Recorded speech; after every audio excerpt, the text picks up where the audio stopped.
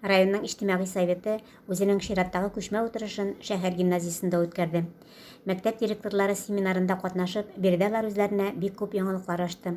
Гимназиянең укучылар коллективы үсеш ноктасы белем үзәге белән таныштырып, заманча технологиялар кулланылган өстәмә белем бирүнең гаҗәеп дөньясын ачтылар.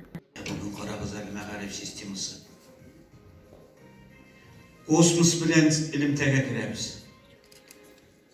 Кеше урынына әллә роботлар ясыйбыз. Муаллим кеше. Шушларга иерү генә түгел. Алар 1-2 адым алдарак, 1-2 метрга өстәрәк булырга тиеш. Шушы бүгенге көн замана балаларына караганда да.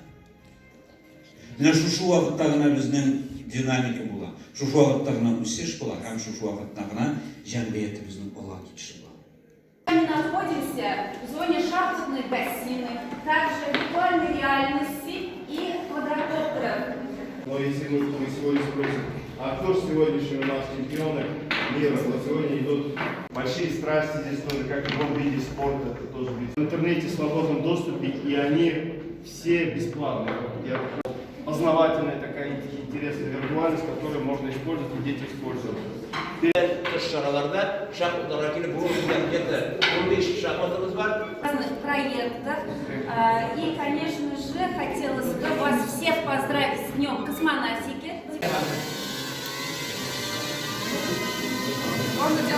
Когда мы делаем фильмы, видеоролики. Все, расслабься, глазки закрыли. Оказание первой медицинской помощи.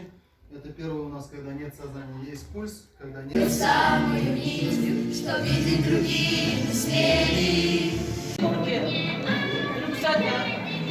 Ребята учатся собирать. Закинуть его к себе в контейнер. После чего из контейнера он его разгружает в ящик. Мы даем экологам.